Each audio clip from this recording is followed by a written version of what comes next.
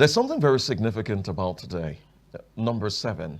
And number 7, if we have to go biblically or go spiritually, has some spiritual connotation. And from what I know, it's a number of completion.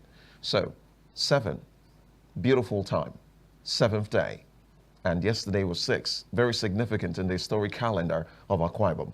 Let's not even begin that because it's captured in the papers. My name is Ikechukwu Jiwe, and I am super elated to welcome you to the weekend edition of the Morning Express. Plenty to chew on, plenty to talk about. The political space is agog, and we will let you in on what the papers already reported. So much is going on, and we will not leave anything out. So you're in luck, because you're watching the right station. 258 and DSTV 140 on Star Times. As usual, you're probably thinking because I'm talking, I'm alone. Nah, I refuse to be alone today. Jennifer Pius, Miss Beautiful, is in the studio. Thank you. Thank you. How you doing? Okay. Bon You say thank you, après-midi. monsieur. Oh, thank you, monsieur. No, it's très bien. Très Merci bien. beaucoup, monsieur. Très bien, monsieur. Okay, so you missed it. No. Well, it's wonderful. And like you said, it's number 7, the number of perfection. But the perfection you're talking about here, well, I would say it's a perfect time to be a Nigerian. Because Absolutely. we see so much springing up here and there, so much drama, so much talk, so much political... what word do I fix there? So if you can't put one, leave it. Oh, Later okay. we'll fix it. We'll fix it, yeah, indeed. We'll take our time to fix what is missing. And that's why you should stay with us on ADBN TV, because the papers have so much to talk about. You don't have to miss it. Stay with us, we'll be right back, and then we'll look at the papers. Step into the heartbeat of the world, where news meets real talk. From breakthroughs in diplomacy to humanitarian challenges and scientific milestones, Global Digest takes you beyond the headlines and straight to the heart of the matter. I am Amma Marcus. Be a part of the world unfolding stories at 3 p.m. on ADBN, channel 258 on DSTV, and Star Times, channel 140. Global Digest, your window to the world's current affairs. Only on Advocate Broadcasting Network. What's up, thrill seekers? Wem here. And alongside me, the fabulous Matilda. Get ready for an adrenaline rush of sight, sound, and unforgettable experiences.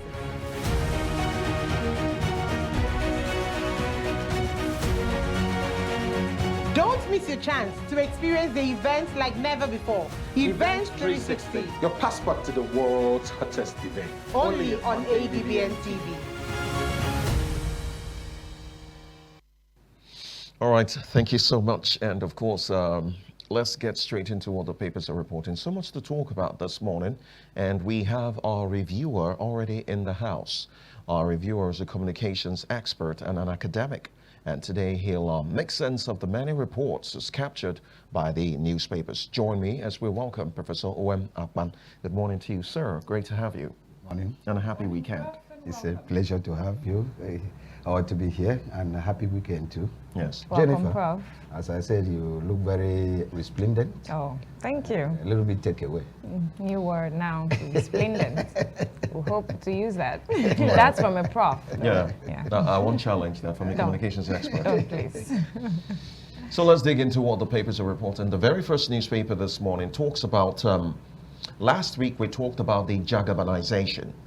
And of course, this week, it's a hurricane as captured by the Punch. Let's take a very first look at the Punch newspaper as it says, Hurricane Tinubu to sweep more states after Governor Eno's defection. Enugu, Plateau, Rivers, Osun may join a ruling party. President watches as Akpabio. 9 APC governors welcome Governor Eno. There are other headlines captured here, especially the commissioning, which will be taking place in a couple of days in the FCT. The president will have the honors of commissioning the works of the FCT minister. So much to talk about the Hurricane Tinubu and Umoeno's defection. Jennifer. Yeah, and it's not just on Punch. We also have that captured on Saturday Times. Saturday Times says here, Governor Eno visits Akpabio with 8 governors after joining APC. There are a number of other papers, though, talking about Moino's defection, and one of that is the Saturday Independent. Saturday Independent still talks about the defection. Saturday Independent says here, Ibom Deep Seaport Commissioner resigns as Akwa Ibom Governor Moino defects to APC. So much to talk about. And I'm glad we have a communication expert to help us understand this communication. The Hurricane Tinubu, is it really going to sweep across states? First and foremost, let me appreciate that headline. Hurricane Tinubu to sweep most states. Sounding like an electoral victory. You know, during election, say that APC, PDP is sweeping. And so I love that headline. And actually, it captures exactly what is happening. People are running to Tinubu, and because the symbol of APC is broom, and so he's using the broom to sweep. There's all something you said which I would like to explore. Okay. You said people are running to Tinubu. Are they running to the president or the party? That's a tough one. But the thing is that it's like saying you want to go to heaven. The first thing is that you have to die. And I'm not ready yet. Okay. And so if you are going to Tinubu, you must go through the platform of the president, which is APC. And I've always said that it's not as if APC holds so much attraction, but the flower there is the president. But since the president has a platform, you must of necessity go through the platform in order to reach the president. So that's why I say people are running to him. And actually, he's a good politician. And I don't know how he has managed to convince as many governors as possible to come to him. And so when that newspaper headline says hurricane, I would rather think it's more of tsunami.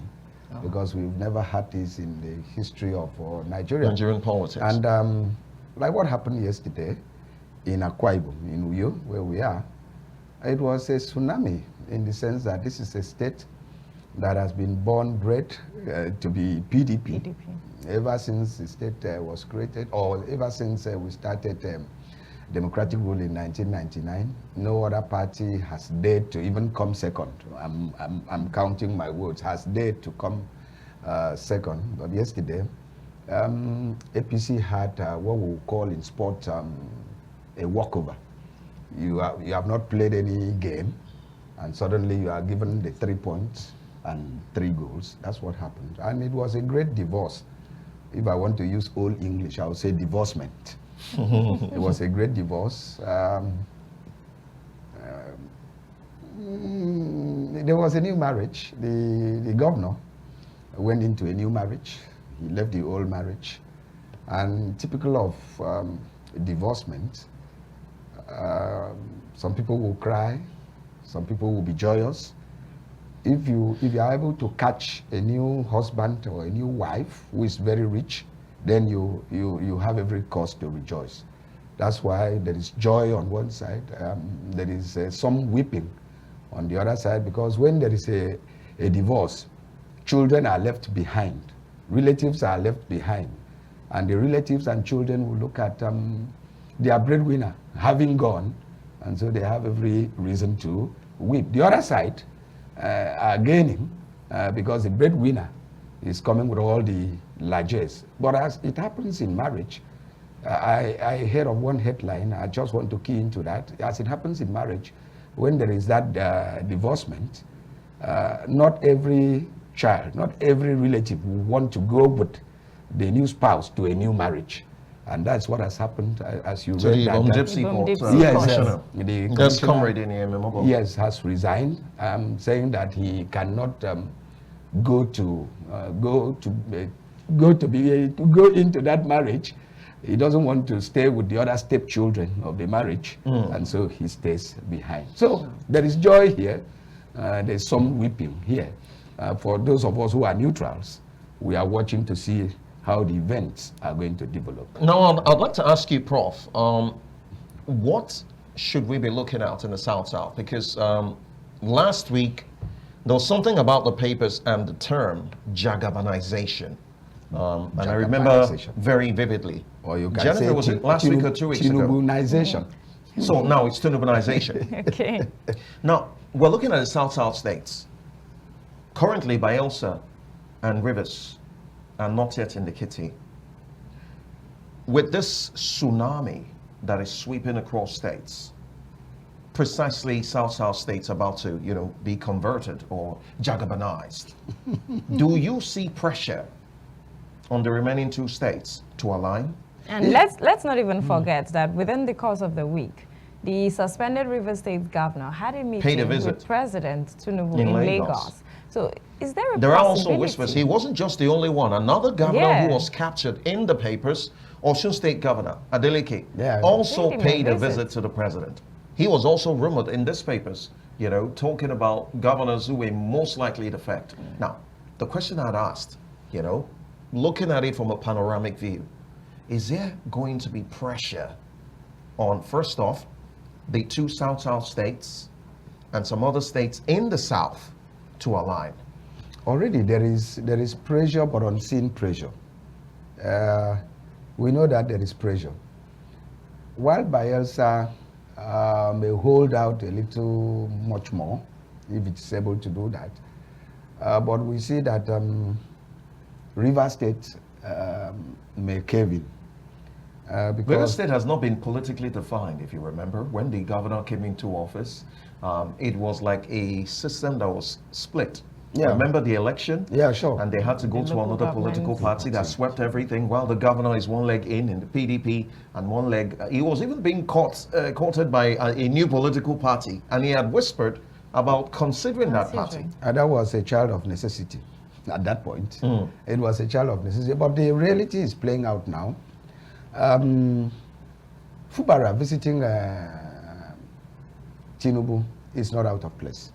A governor has a right to visit the president, and particularly when the governor is in troubled waters, is in turmoil, and so there must be a way out of the debacle in River State. So visiting him is not an issue, but again, there could be some underlining pressure, and I feel as human that part of the talks they had, which they will not release to us, will be that, so how do we look at River State after the 6 months?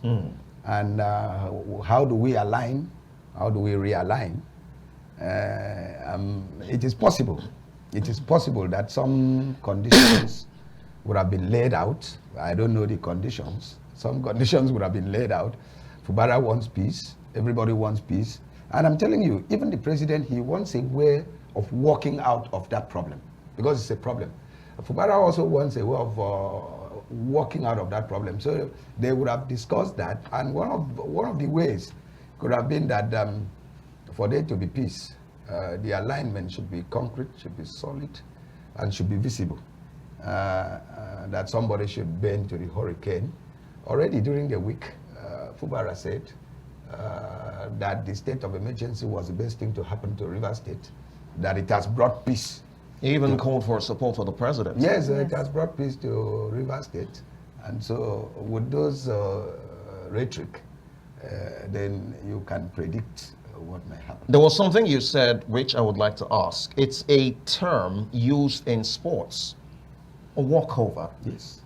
With all this alignment and people defecting from one political party and the numbers of the APC increasing by the day, can we call it at this juncture to say the 2027 election is a walkover for Mr. President?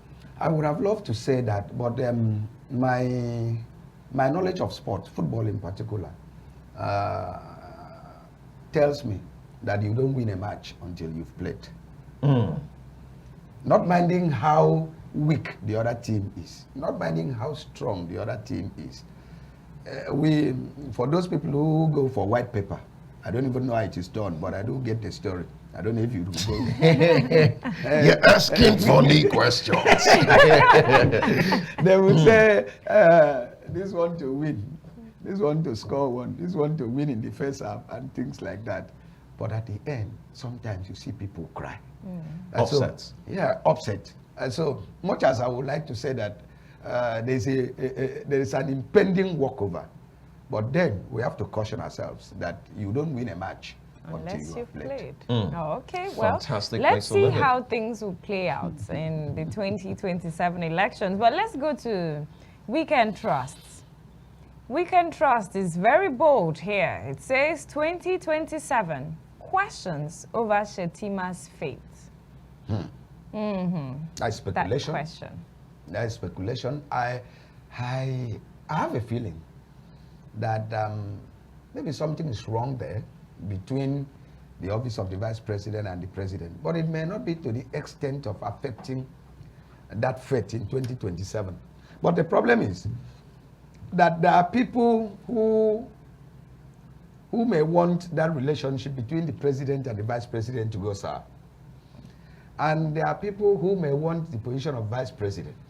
And so they begin to drop news in the media space, to begin to create doubt, to begin to make people think, is everything going well? And when people begin to talk about it over time, it may appear as if there's something wrong. And at the end, even the ones who are to take the decision may say, well, already people in the media space have said it, and so I think we better take a decision about the 2027 issue. And so that is not the first time. The other time it was published that the vice president is not allowed entry into Aso Rock. And the vice president came out to deny, even though I think that the better party to have denied would have been the president's men directly, and not the vice president's men.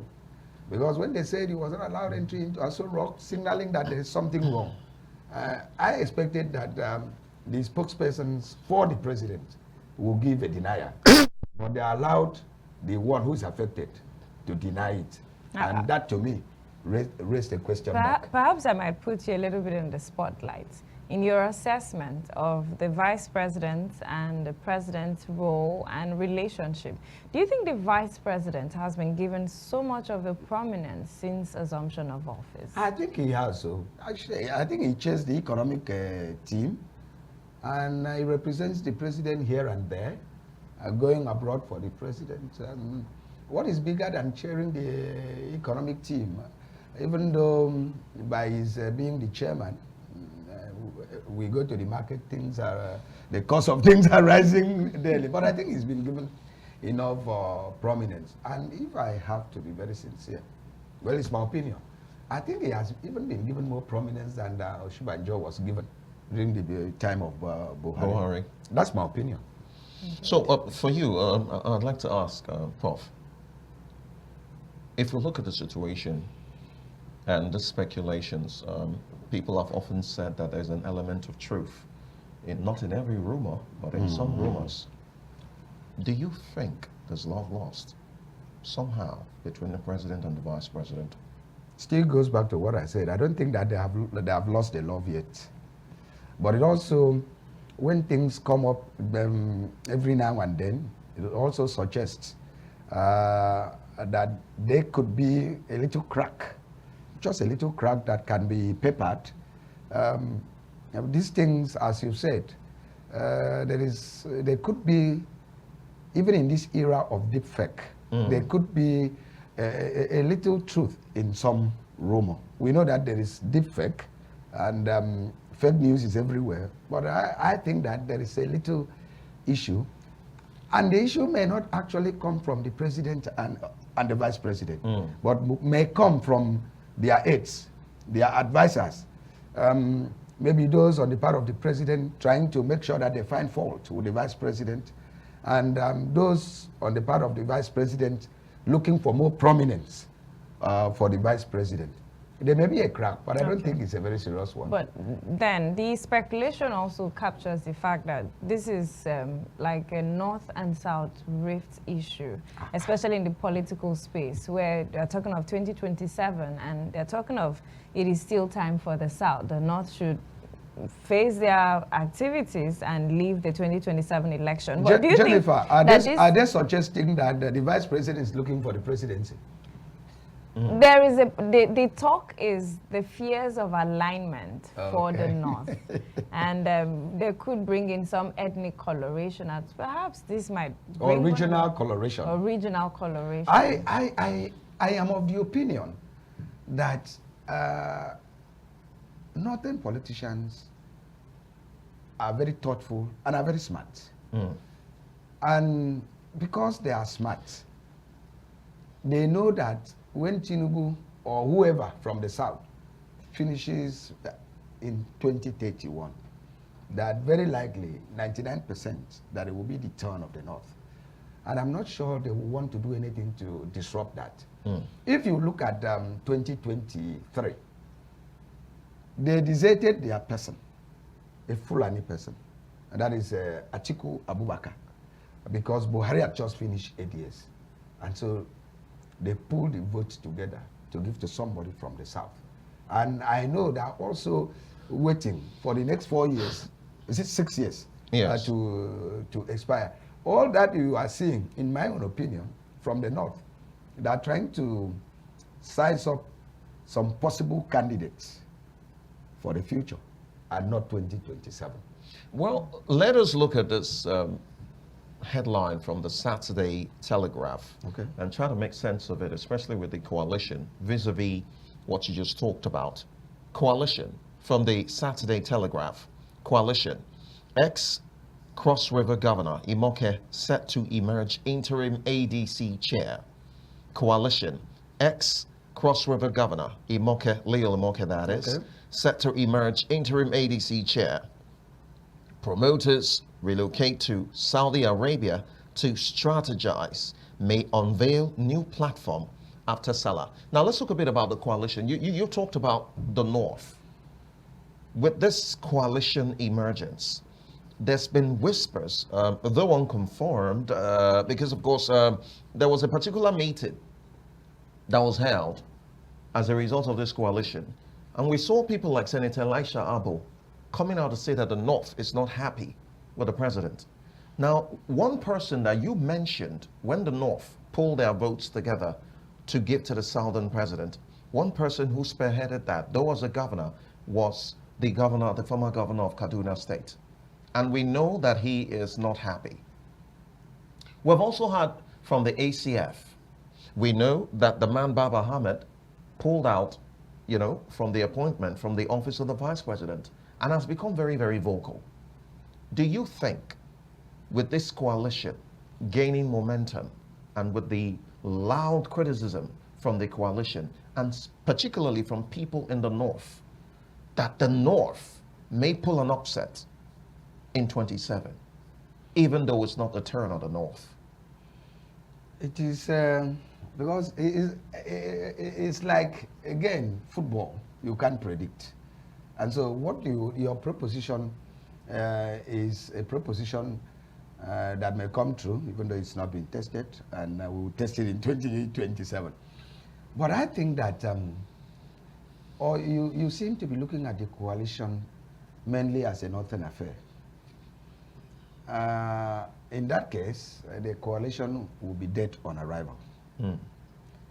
Except the coalition goes beyond the northern region, then it's not a coalition.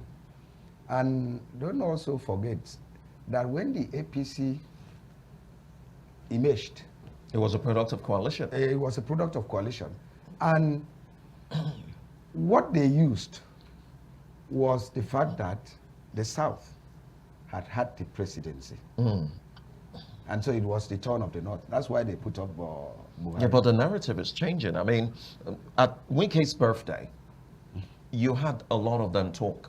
And there was one voice, at Amechi's birthday, which was a week or so or two. You had a lot of this coalition spearheaders. You had the people like Nasser El-Rufai, Alhaji Atiku Abubakar, and Amechi himself. They were unanimous in one language. That there's hunger. And there's hunger. The people are hungry. Now, if you listen to people like Elisha Abo and some other persons who are saying that the North is not happy with the president, they've always used one thing. In fact, two things in particular: hunger, insecurity. Do you think that the narrative that this coalition is looking at to cause an offset may be between these two lines, which are facts at the moment? Yeah, there are facts. In the first place, nobody is happy with the level of hunger in the country. So that hunger is not actually restricted to the North. And as I'm sitting, you don't ask me. Prof, you don't look hungry. You don't even know. You're not hungry, when Prof. last I ate. Prof, you're not hungry. So the hunger is real, it's visible, and insecurity is real and visible. But aside from hunger, I think we should expose a little hypocrisy on the part of some of those coalition members talking about security. It started during the time of Jonathan. And when Jonathan wanted to tackle early enough the security challenges, I remember some of the Northerners who said that Boko Haram as a group was a group of their freedom fighters. They compared them to the people in the people seeking amnesty from the south. Okay, and I remember when Boko Haram was to be profiled as a terrorist group. So many people in the north, they said, no, it cannot be possible. And when the man came into power, they said they will end. At the end, it did not end, and they did not make any noise. They did not make any. If they made it, the noise was very flimsy. And come to think of it, if we must open up, is it not El-Rufai who once in an interview said that they brought in a lot of people from outside the country just in case anything happened during the 2015 election? And since then, he has been unable to send away those people that he brought. And so who is playing the hypocrite now? You brought in people to destabilize the country, and you are now saying that these people are causing mayhem. When the Buhari was there, he actually did nothing. To me, he did nothing. And they kept quiet. And because it was good with the El-Rufai then, he didn't see that there was insecurity. Now that another person is there, if he were made a minister, as there was a likelihood, would he have been talking? Would he have been on the dining table and still talking table manners? You know, you don't eat and talk. Will he be talking? Or is it that he has fallen out? So insecurity is real. Well, there's no doubt about that. Hunger is real. But they can't pretend that the insecurity has started during the time of Tinubu. Personally, I'm not comfortable with the level of insecurity in the country. But they shouldn't make it that, they shouldn't make it look as if So you think it's politicized? Yeah, they think it's politicized. I had an interaction with a very senior, do I say military or security officer? And I'm talking as recent as last week. And normally when I see him, I will taunt him. Say, look at you. When you come here, you call me bloody civilian. Look at Boko Haram. You people cannot. He said, look, that if Nigeria is serious, that Boko Haram could be wiped out in 1 week. That's what the man said. He's a security person. I said, so what's the problem? He just told me, leave that thing. People use Boko Haram to earn money. Because if Boko Haram is eliminated, the top military security officials who get the allocation for security reasons will not be getting. And so because of that, Boko Haram should never end. There are people who are earning from it. So it's been politicized and it's been weaponized as a means of livelihood. So nobody should, while I'm not saying that the president should not clear our territory of those deviants, but nobody should give the impression that the thing started yesterday. Okay. Well, with what you're saying, I don't know if I should ask now or after taking this headline. I think you should take the headline. Let me take the headline first. It's still on Saturday Telegraph. It says here, insecurity, retired generals, others defer on fencing Nigerian borders. The writers say it's expensive but imperative. It won't win. Fencing alone can't stop terrorists from entering Nigeria. Drones must be deployed. This is attributed to Surah. You can't do that. It's another avenue for wastage, says Ifedingma. Well, And I want to ask, you know, based on the explanation you've given that there are people who are using this to make money, you do think that those who are making or cashing out from the insecurity, perhaps they're the ones who are against the fencing of the borders? no, Or would this even be... That would be too sweeping. That would be too sweeping. They may be against the fencing of the borders because of economic reason. Actually, it will cost much. The one that Trump tried to build to divide the U.S. and Mexico is going up and down. So fencing is not a solution. But fencing is a source of making people millionaires. Because to fence Nigeria around is not a child's play. But fencing, the only thing that fencing will stop, or not will stop, may reduce, is maybe illegal immigrants. But when it comes to terrorists, they have their way. And the solution is not fencing. The solution is using our intelligence to find out where they are and having the will to destroy them. I always refer to one incident. I hope I get it right. Some Americans were kidnapped, is it in Niger or Mali? And they were brought into Nigeria, I think 2 or 3 years ago. And the Americans swung into action. They came to Nigeria. They knew where those people were. They picked their people out and killed those people in Nigeria. So this thing, some people will say it's not rocket science. This thing can be done. And if America could come locate where Americans were in Nigeria, all the way from Niger, and they went and engaged the terrorists and eliminated them and took their men out. So what is so difficult? I think we don't have the will. Can I ask a question? Or we are playing the hypocrites. As we're talking about insecurity and people are talking about fencing the country, is it about the approach to fighting insecurity? That's one. Or that we are not exactly fighting insecurity as we should head on? I will take the second option, that we are not fighting insecurity as we should. All the approaches have been employed. People are talking to them. Kinetic, non-kinetic. You know, this thing is sweet in grammar. But the truth is that you may say you want to do something, but if you don't apply your will to achieve that thing because of 1 or 2 reasons, you can't succeed. So, what do we need? All the military equipment are there.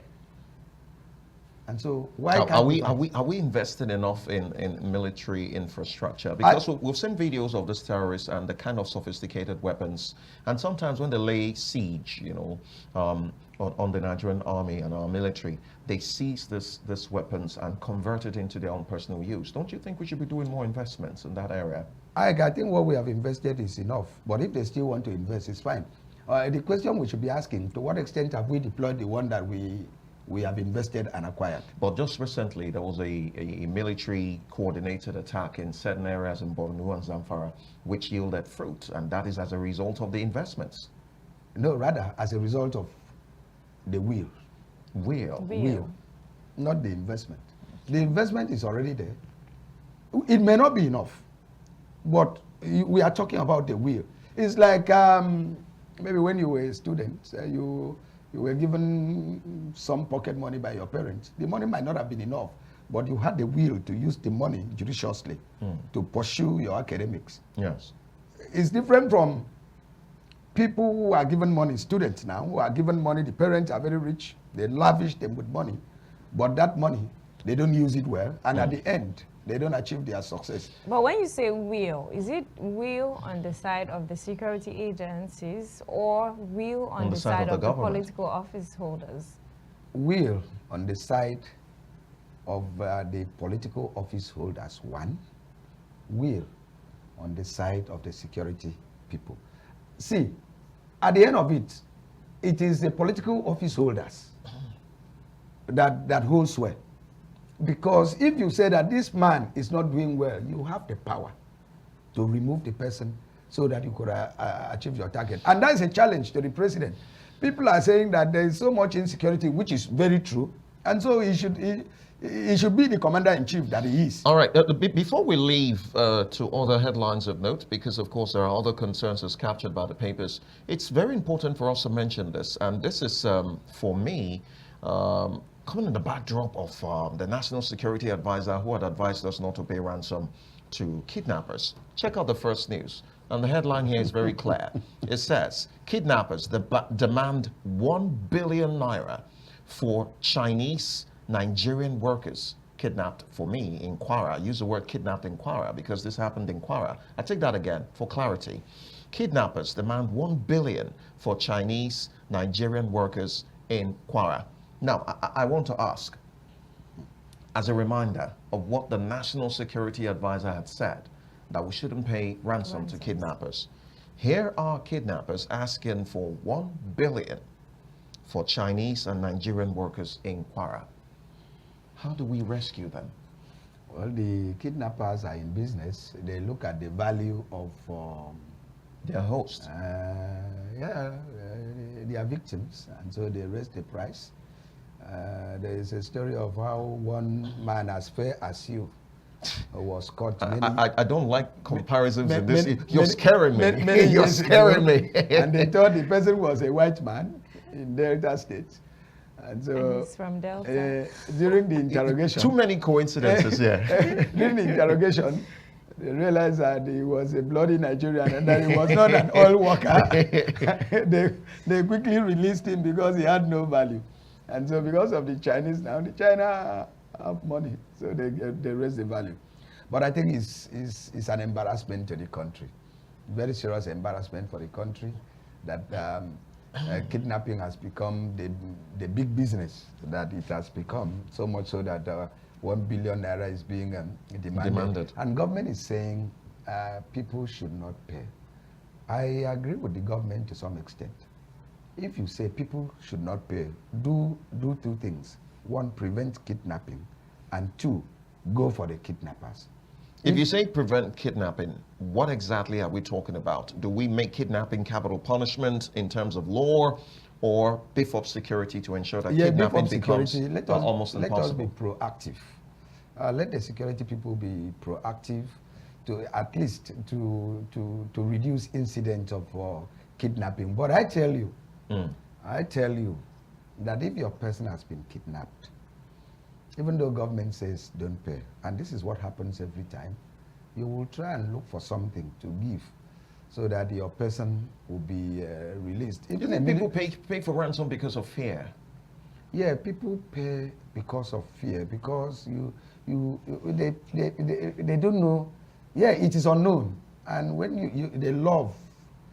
when the life of your loved one is at stake, you begin to do something to show that you love the person. And knowing that these kidnappers, before somebody will kidnap someone, he has lost his sense.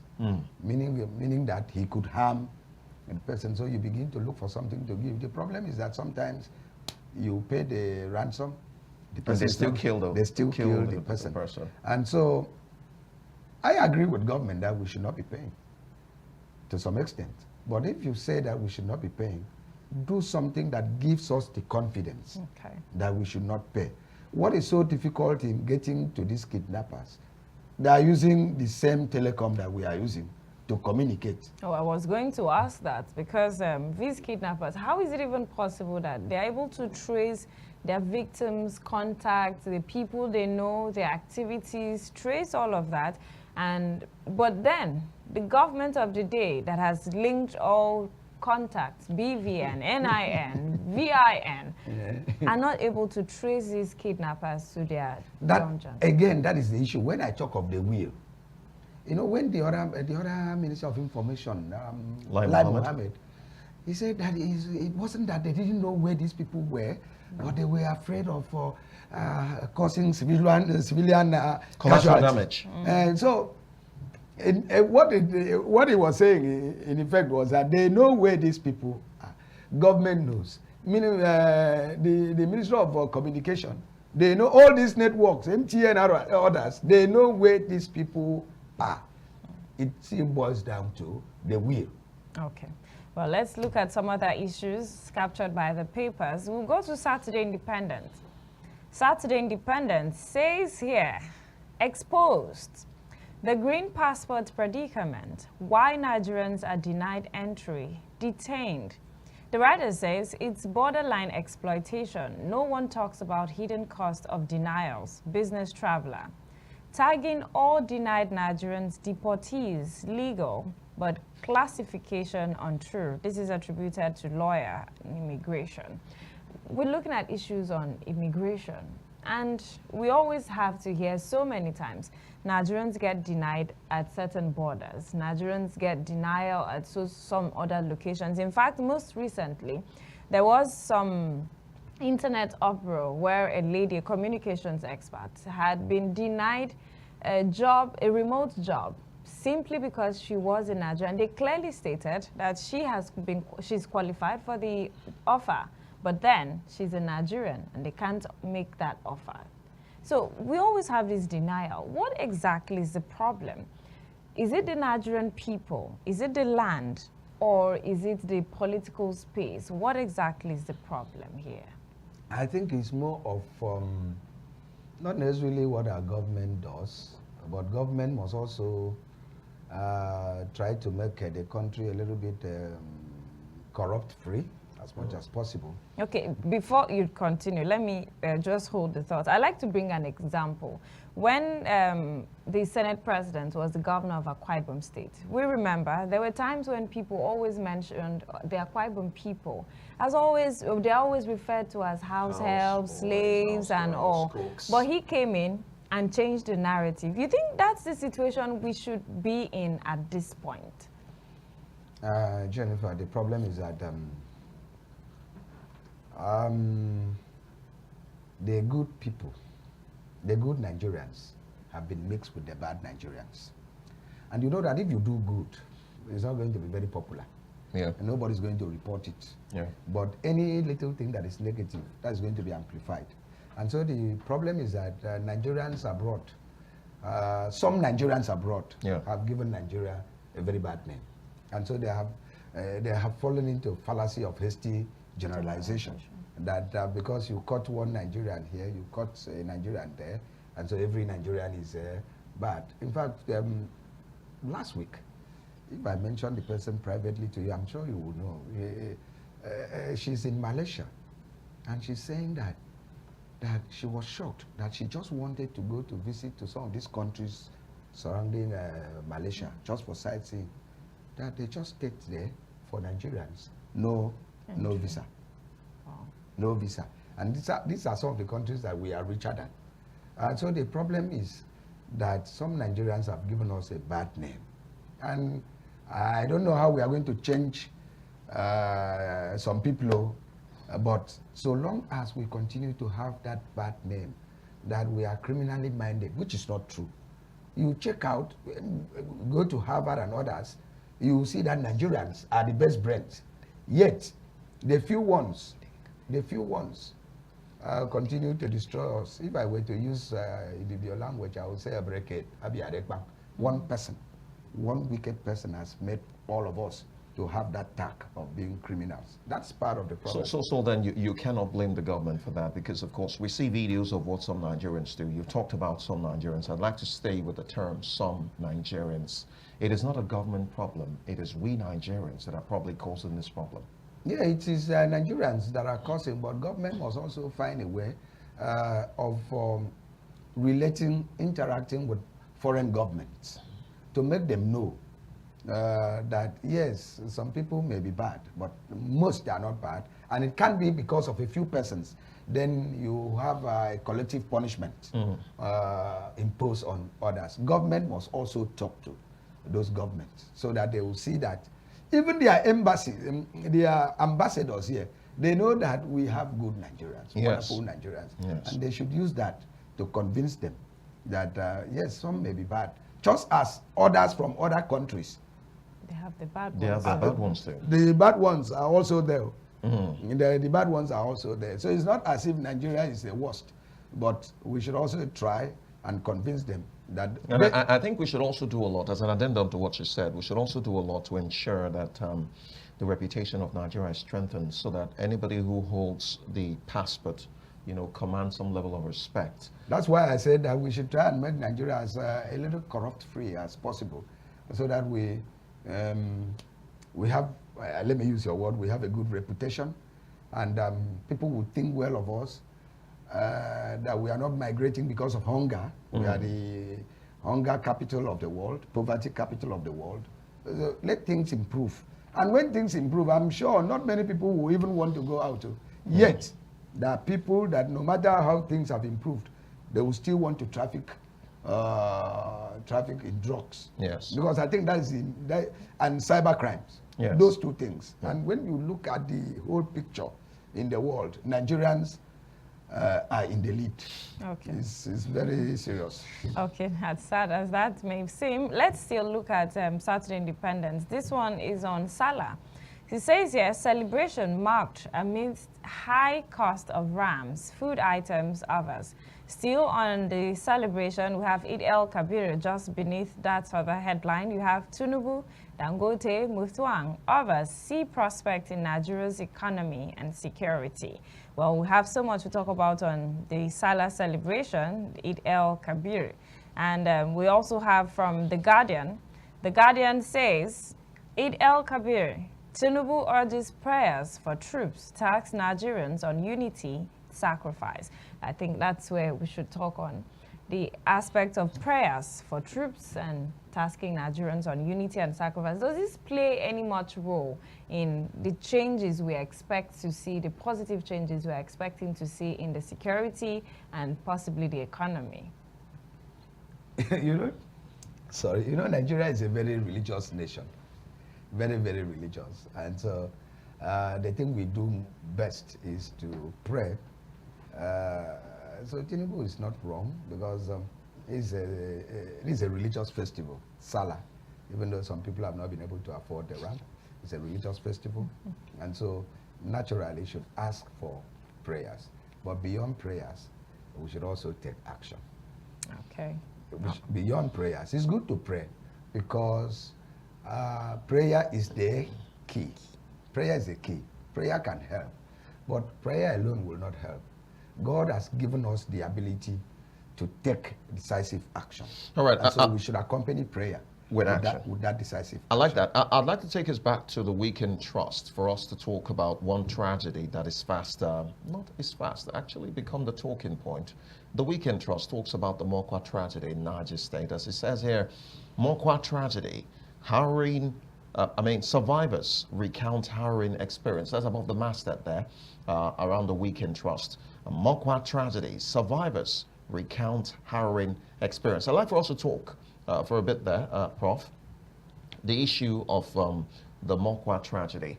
My question will be in line with our state of preparedness, or how we handle issues of natural disaster.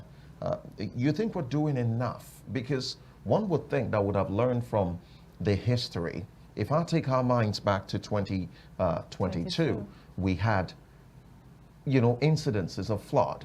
Go back to 2017, incidences of flood, and the many people who died. Should we take our minds back to what happened in Kogi State, in Anambra State, in Bayelsa State, some of these areas that, witness a flood, severe flooding, and then we had IDP situation, over 5,000 persons who were displaced by the flood. Now, with the victims telling their story of what they, experienced, and with the issue, which we are yet to talk about, the living condition of persons in the IDPs occasioned by the flood, are we actually tackling the issue of natural disasters well enough? Well, we have predictions year in, year out. We have predictions. This is the level, or this is the expectation, or this is the what you should be looking at for the quantity of rainfall, number of states that will be affected in flood. But yet, we always end up having these issues.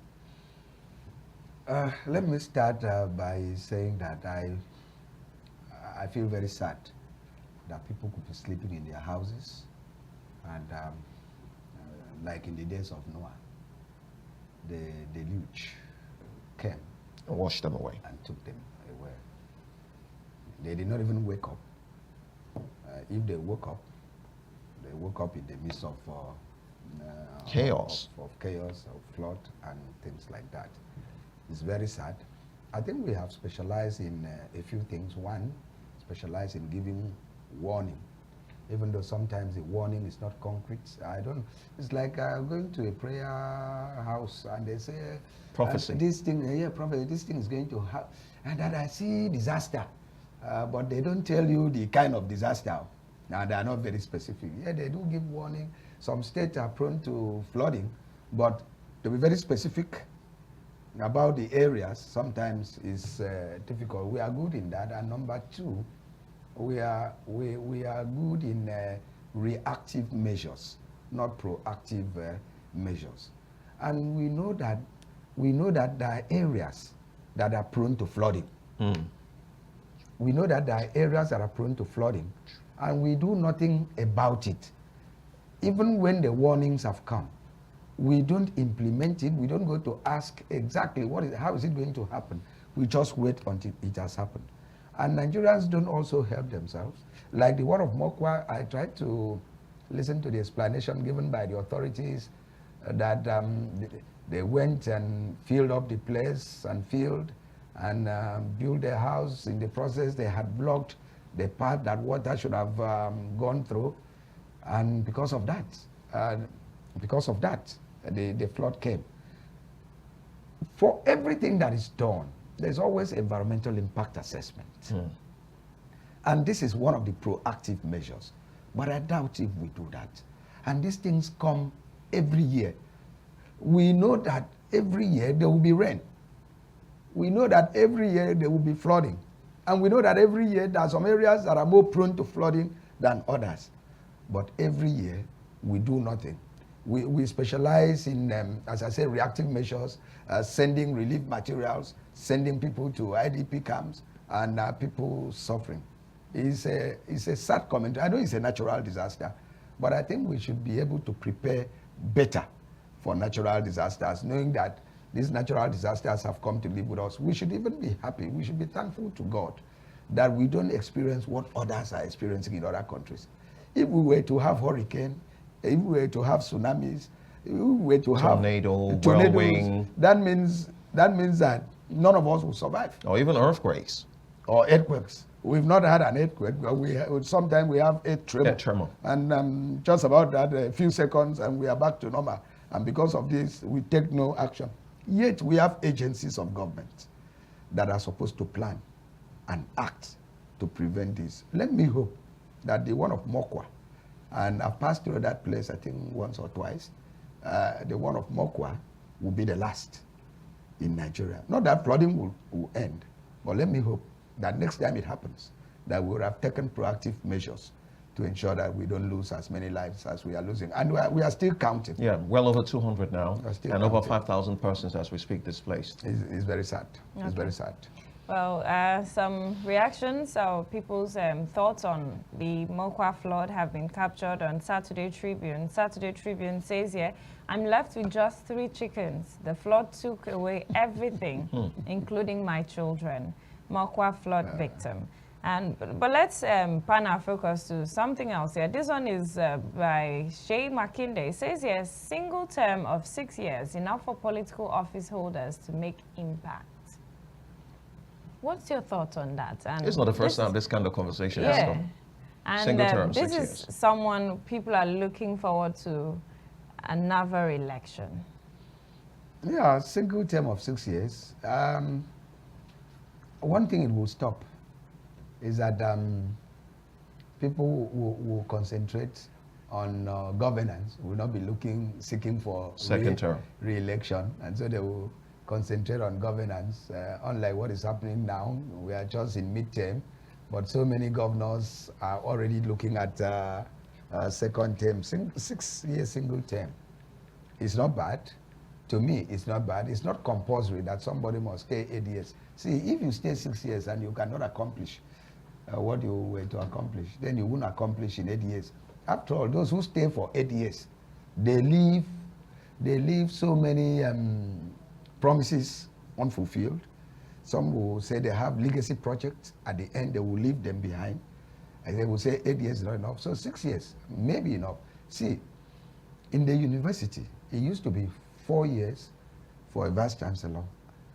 Could be reappointed for another 4 years. And there was this infighting left, right, and center. There was turmoil, and the federal government made a law that it would be a single term of 5 years. And so it has come to stay. Whether you perform, you don't perform, you only have just 5 years, and that's 5 it. years. For example, in the University of Uyo, the vice chancellor's tenure is ending 30th of November. That's when the 5 years will end. And so by 1st of December, we'll have a new vice chancellor. It has been advertised in case you're interested. No, I'm not. Okay. So that's the way. That's the way to go. You think that will stop some of the issues they crave for a And second may even term? stop the sweeping, the defection. I don't know the sweeping that you're talking about. The tsunami. But don't you think this will also be like gives political office holders enough reason to pack and run away? I would rather put it this way: license to kill.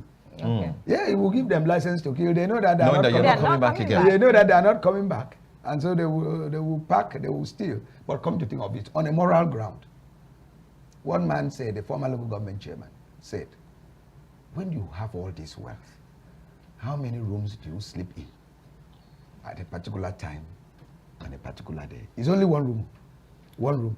And so these things that they pack, at the end, they die and leave. Oh. Okay. And before, if they are on their sick bed, before they know it, their children have sold. And some All have those even things. started But fighting. somebody very poor, almost poorer than me, said yesterday, he said, look, let them acquire these things.